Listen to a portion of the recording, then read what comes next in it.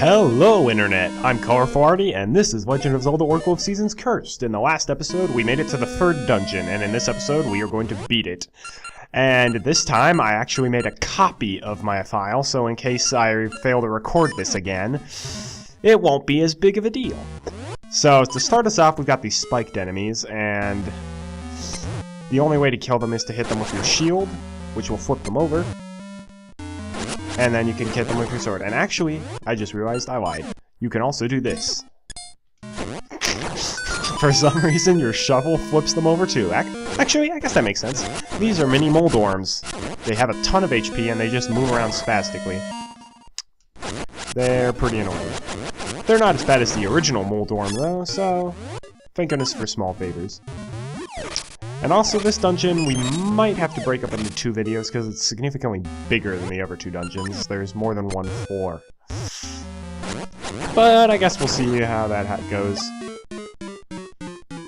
And unfortunately, this is also the first dungeon where you'll probably learn that it's a bad idea to check different floors of your map. This is where I learned that the map system freezes your game in an emulator. Floor Masters are back. And this is also probably the room with one of the first, like, actual real puzzles of Oracle of Seasons. So we've got these pots, and we've got a switch. So that opens the door, but it also closes the door as soon as we step off of it. What we have to do is move this here pot on top of the switch to keep it held down. Actually, it's not a switch, it's a button. I'm sorry. Ooh, I have no idea what these things are called, but basically they mimic your every move. You move up, they move... Actually, no, I'm sorry. They kind of mirror your every move. You move up, they move down. You move right, they move left, etc., etc. So it's very easy to manipulate them. And also, that little skull thing over there is called an anti-fairy. If you hit it with the boomerang, it disappears. Ow. Bad boy. So if we push this button, makes the floor disappear. So we can't do anything for that yet, not till we get the dungeon item. But in the meantime, we need that chest. And also be careful, that floor there will crumble if you stand on it for too long. So this is where the game, in my opinion, really starts picking up. Poison Moth's Lair is, probably the first truly, like, challenging dungeon of the game. Snake's Remains and the Gnarled dungeon were really easy. This one definitely provides some challenges. Mainly because of its pretty complex layout. Like, there's more than one entrance to each room, and you're gonna have to take them all in order to explore the whole dungeon. And... yep, they instantly die from that. That's a good thing to remember. More mini... bleh. Oh no, I am not going to die from Moldorms.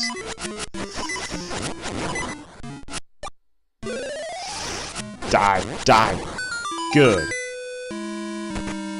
I'll be honest, I don't like Moldorms ever since Link to the Past. That boss gave me nightmares. So you'll notice that those tiles were arranged in a specific way. If you bomb that, you actually get the map. So that's a pretty easy map to miss, in my opinion.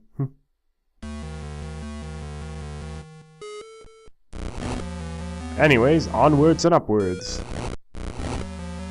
Ooh, this is also a pretty tough dungeon puzzle. So you see these statues, we basically need to make the bottom half look exactly like the top half. So we can push this down here. And we can push this down. And... oh yeah, and then we push that way, this that way, that down. So you'll see, we're actually getting some puzzles now. And if you're like me and you like puzzles, that's a good thing. If you don't like puzzles, you might be playing the wrong franchise. Also, if you don't like puzzles, I do not recommend playing the Professor Layton games. Those games are all puzzles. Oh, Jiminy Cricket, those things have a lot of HP.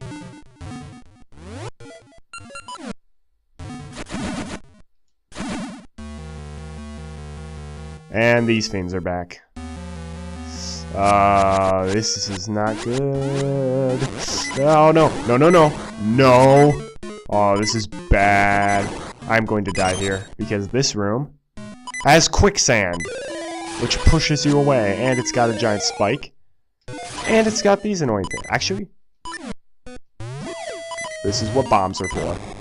Aw, dang it. I didn't get the bomb upgrade in the last episode. So I'm playing, like, the file that I actually, like, got the bomb upgrade from. Because, like, I told you in the last episode, I had already saved that I made it to Poison Moth's Lair. I'm actually playing that folder again. And dang it, I forgot to get the bomb upgrade in my last episode. Whoops. My apologies. It's at the Subversion shop. It appears there after you buy the ribbon, and it costs 30 ore chunks and 10 bombs. And we get the dungeon item, Rock's Feather, which lets you do something you will never believe. You can jump in a Zelda game. On command. That's pretty awesome. So these pits, you'll notice that they're not pure black like other pits. That indicates that if you fall down them, you actually fall down to the floor below it. And you'll also notice, this is actually one of the first rooms in the game. That room, two rooms below me, that's the entrance room.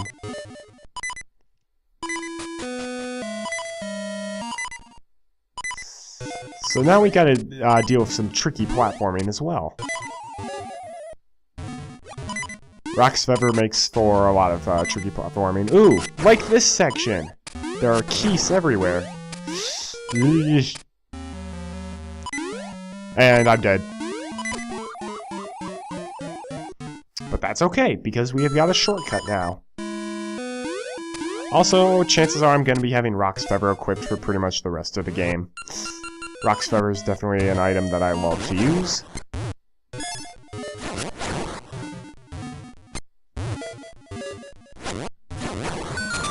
And you'll notice I haven't gone over that way yet. It's because there's literally nothing that way except an owl who tells you how to beat those spiked enemies.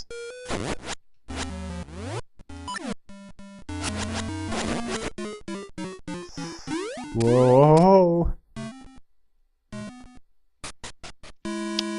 So yeah, you'll notice we just skipped a huge portion of the dungeon, and I hate those beetles so much. Out of my way. Good beetles. Alright, let's try this section again. Oh, I love how you can do the jump slash. It looks so cool.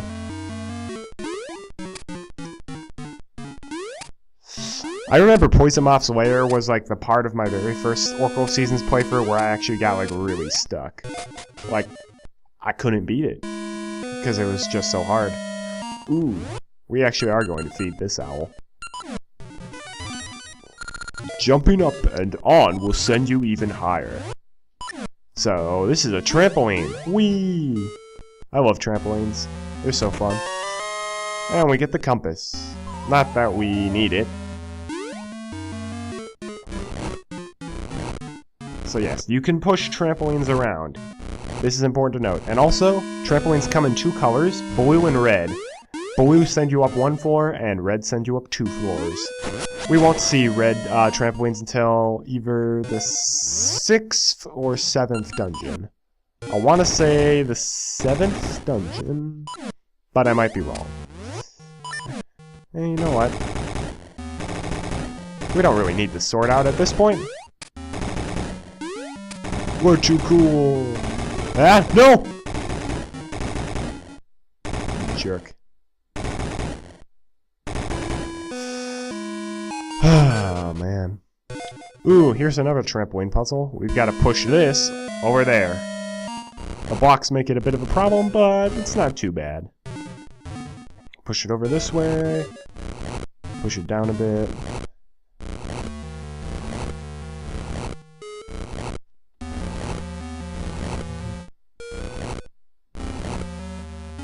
And just like that. Ah, stupid bot. Ow! Ow!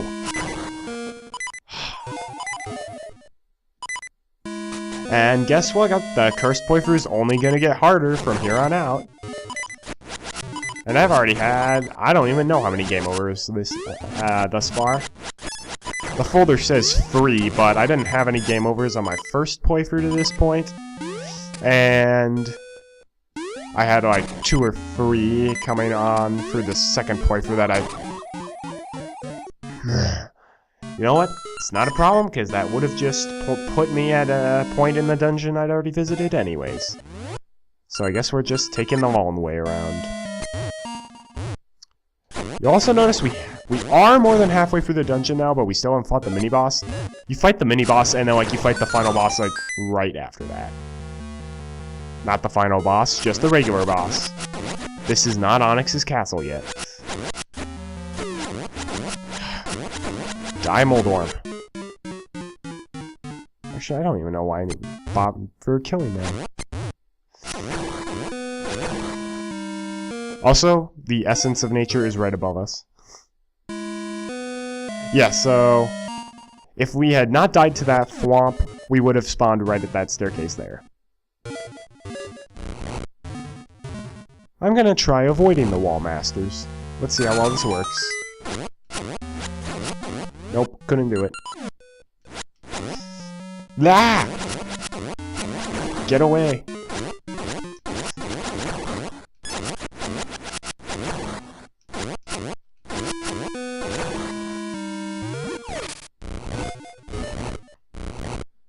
Poison Moth's dungeon.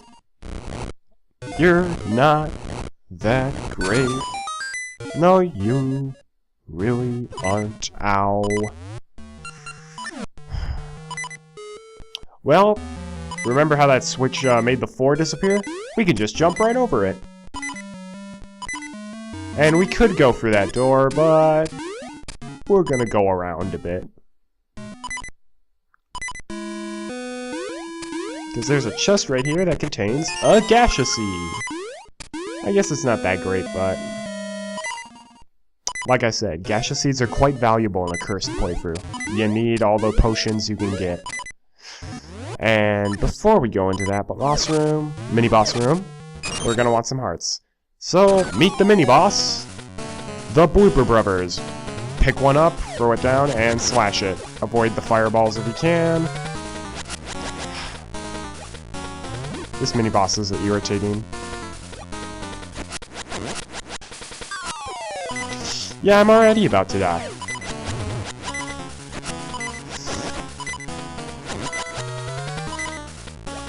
So, this is basically just like a fight of patience.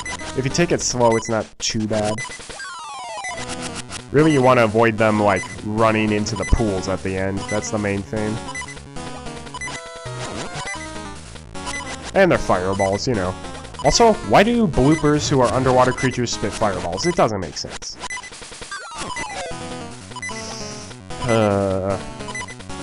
And because it's a cursed playthrough, they each take quite a few hits to destroy. Unlike the Moblin Brothers mini-boss from the first dungeon, these each have their own individual health bars, and you have to kill all 3. Dang it. Walked right into that one. And that's right before the warp for the dungeon, too. That's kind of like why I don't like this dungeon. If you die at any point in it, and it's pretty easy to die, then you get sent really far back, and it takes quite a while in order to get there. We got lucky the first 2 times we died. We were pretty close, but you died to the mini-boss. That's just a big pain.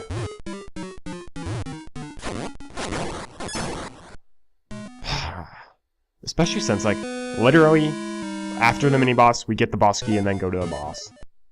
It's like, there's no time after that. The dungeon's almost over. Oh, come on! I wasn't touching it. That's why you don't touch floor masters. Or rather, don't let them touch you. They get all grabby. Come on. Die, die, die, die, die, die, die, die, die, die, die, die, die. Ow. My neck's kinda hurting.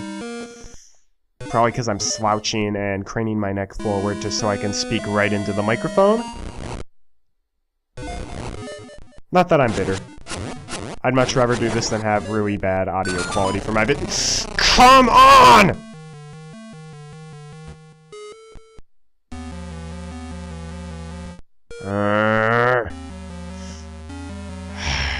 At least the enemies in the rooms are staying dead. Those stupid wall masters, though, they have, like... Not wall masters, those stupid floor masters. They've got way more reach than you'd expect. Alright, enough's enough. You're dying. I cannot wait until I get the upgraded sword. Because in addition to being slightly powerful, it also can shoot sword beams. Which we are going to utilize that to its fullest potential, especially because sword beams, their damage is not halved if you have the curse ring on, unlike... I don't know why, but it just is. So sword beams actually turn to be the most powerful attack you have.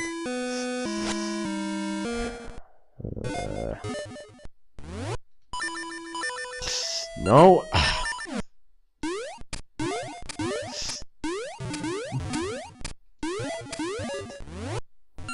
Alright. Rematch against the Blooper Brothers. It's go time.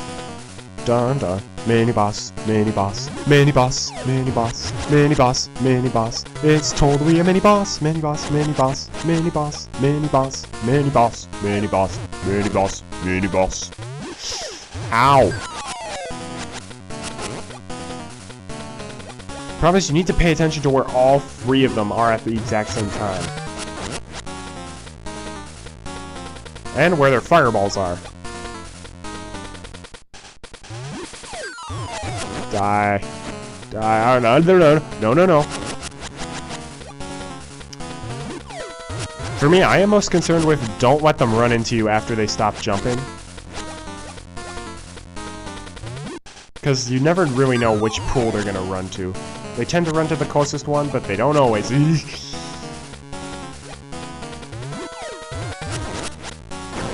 Yes! Alright, once you kill one of them, it becomes a lot easier.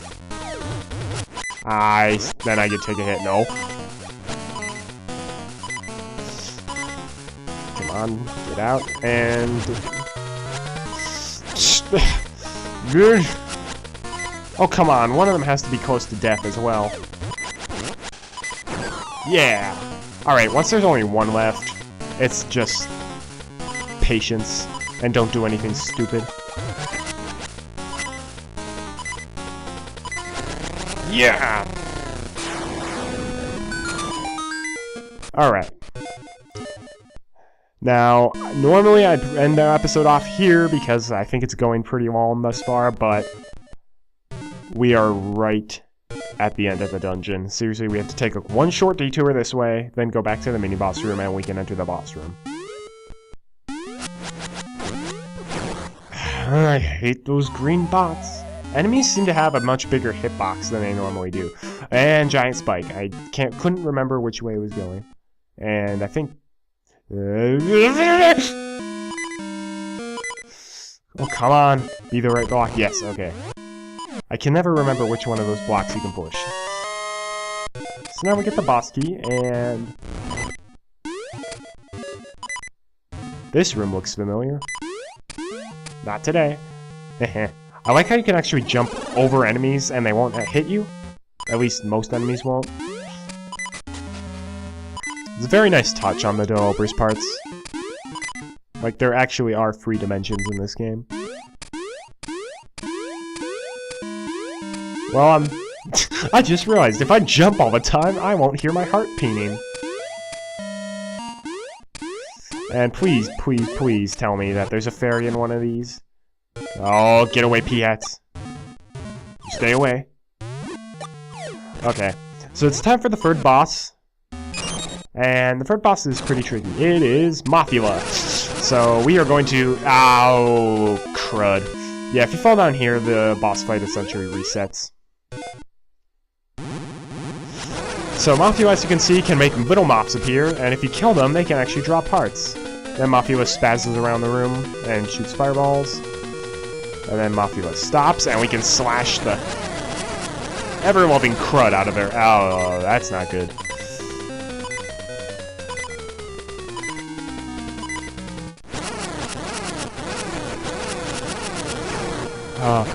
No, the hearts fell.